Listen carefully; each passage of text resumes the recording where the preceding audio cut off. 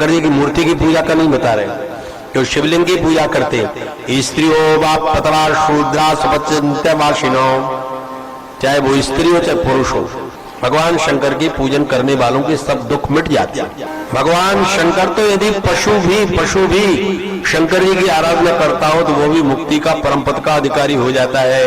ज्योतिष्ठो हो वाजपेयो यत्रात्रादो हमी यज्ञा स्वर्गम प्रयच्छन्ति सत्रिणाम नात्र संशया। बड़े बड़े यज्ञ करने वाले व्यक्तियों को जो फल प्राप्त होता है वो देवताओं की अर्चना करने से प्राप्त हो जाता है। और ध्यान से सुनना, जो व्यक्ति नित्य गंगा जल में किया हुआ भगवान शालग्राम का चरणोदक पान करता है, और जो व्यक्ति नित्य गाय का पूजन करता है, और जो व्यक्ति नित्य देवता की अर्चना करता है, ये तीन कर्म करने वाला कभी भूल करके भी नरक मुंह नहीं देख सकता है।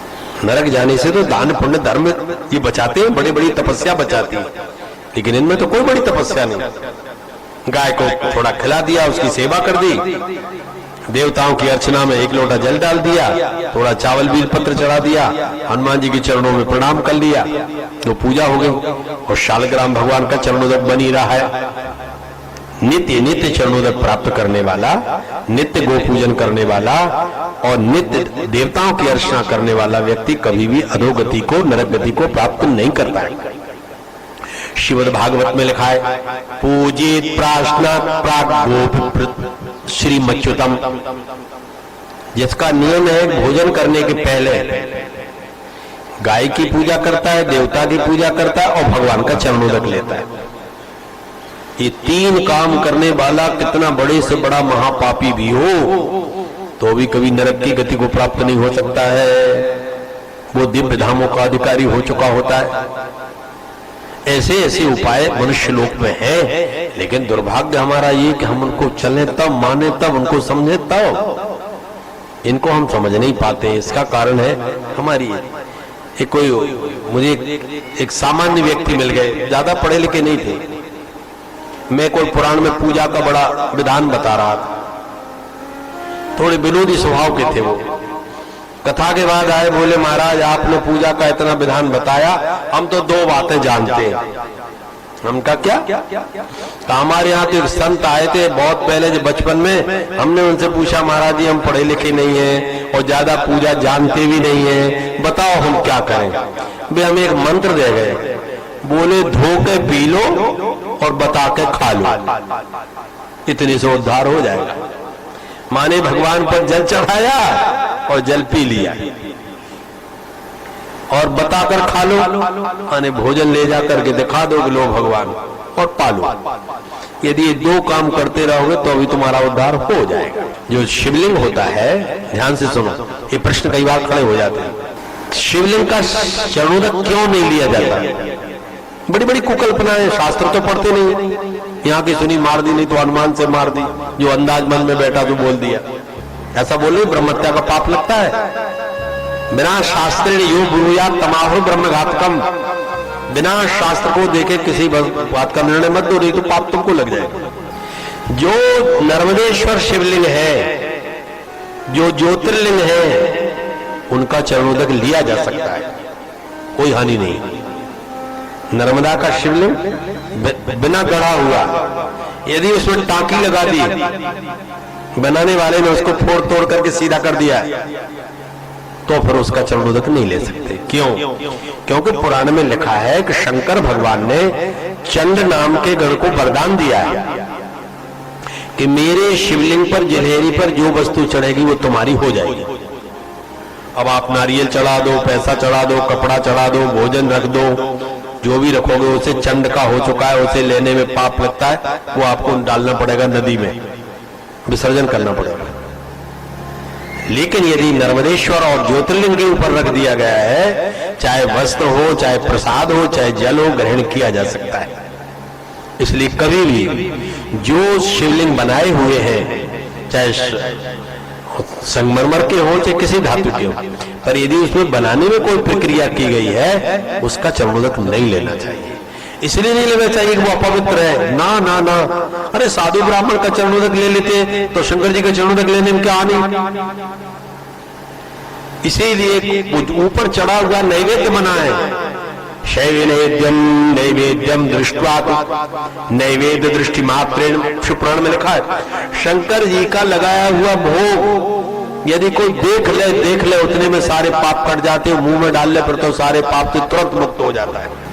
ये धारणा समझो। शंकर जी को दूर से भोग लगाया गया है, शिवलिंग से छुलाया नहीं गया है। ऐसा लगाया हुआ भोग का प्रसाद बंटना चाहिए। कहीं शिव पुराण की कथा हो रही थी, एक रामानंदी तिलक लगाए, एक ग्रस्त बैठे थे। अचानक संयोग तो मेरी दृष्टि पड़ गई, प्रसाद आया तो उधर को चला गया, फिर लौट के फिर आया था प्रसाद। मैं देख रहा था, जैसे ही आरती पुष्पांजलि हुई मैंने बुलाया, मैंने प्रसाद क्यों नहीं लिया? कहा महाराज जी हम वैष्णव है ना। और मैंने कहा मैं कौन दिख रहा हूं? अब आप भी होंगे। अरे हमका पागल, भगवान शंकर से बड़ा कोई वैष्णव आप तो हुआ ही नहीं। वैष्णव नाम यथा शंभु। किसी संत महात्मा वैष्णव को उच्चिष्ट प्रसाद पाने में कोई दोष लगता है क्या? नहीं लगता। तो मैंने कहा शंकर जी का जूठा खाने में क्या दोष लग जाएगा? पता नहीं महाराज, सुनते हैं कि वैष्णवों को शंकर जी का प्रसाद नहीं खाना चाहिए। अरे हमका पागलदास, जो शिवलिंग को छू जाता है उसे पाने में दोष है। भगवान को, शंकर जी को जो नैवेद्य लगाया जाता है वो तो परम पुनीत है, करोड़ गंगा के समान पवित्र है। उसका पान करने मात्र से व्यक्ति पवित्र होता है। प्रसाद वितरण की व्यवस्था जो हमारे धर्म शास्त्र में की गई है, जो भगवान को अर्पित हो चुका होता है, उसका एक कण भी अगर मुंह में चला जाए तो धन्य धन्य हो जाता है। भोग लगाकर भगवान को अर्पित क्यों दिया जाता है? लिखा है धर्म शास्त्र में, हत्या कोटि विनश्यति तुलसी मिश्र नैवेद्यम। जिस भोजन में तुलसी का दल पड़ गया है, हत्या कोटि विनाशनम, करोड़ों हत्याओं को विनाश करने वाला होता है। लेकिन हम कहां तुलसी डालते हैं? बिना लहसुन प्याज के हम चल नहीं सकते, और लहसुन प्याज में तुलसी डालना मना है। हमने पूजा पाठ मीमांसा में लिख दिया है भगवान को कौन कौन वस्तु का भोग लगाना चाहिए, कैसे कैसे बर्तन में भोग रखना चाहिए। शास्त्र की दृष्टि से देखकर भगवान को भोग लगाओ। आजकल की भोग लगाने वालों का क्या है? हमारा जो हम खाते हैं हम तो सभी का लगाते जाते हैं। तो ठीक है, तुम्हारा ऐसा मनमोजी काम। रावण भी यही करता था। रावण को ऋषियों ने बताया कि भाई हवन करना हो तो जौ तिल चावल गाय का घी लाओ तो हवन करो। कि महाराज हमें तो जो मिल जाए, गाय मिल जाए, भैंस मिल जाए, काट के सीधा हवन कर देते। आओ तो देखते रुदर अरु भैंसा। विद्वानों ने एक दिन सभा में रावण को पकड़ लिया, क्या तुम गाय भैंस काट के क्यों स्वाहा करते हो? रावण बोला एक ही बात है, गाय को खिलाओ, उसका दूध लगाओ, फिर उसका दही बनाओ, फिर उसका घी निकालो, फिर स्वाहा करो। अब चाहे वो घी निकाल के स्वाहा करो, चाहे गाय सीधी स्वाहा कर दो, एक ही बात। और ऐसे ऐसे अनुमान लगाने वाले, ऐसे अनुमान लगा करके आराधना नहीं करनी चाहिए। एकांत के हर भक्ति उत्पाता केवलम। जब तक भक्ति शास्त्र से जुड़ा हुआ नियम पता नहीं होवे, तब तक किए जाने वाले नियमों से उपद्रव होता है, लाभ नहीं होता। कोई भी व्यक्ति को भगवान को बिना अर्पण किए भोजन नहीं करना चाहिए। महाभारत में तो लिखा है कि वो वाल्मीकि नाम का शूद्र था, चांडाल, तो मेला साफ करता है।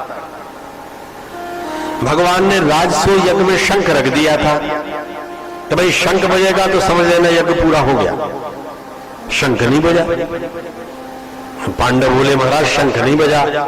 भगवान ने कहा मेरा एक भक्त रह गया, उसका भोजन नहीं हो पाया। परम वैष्णव है, कहां है महाराज? कब हस्तिनापुर से बाहर रहता है।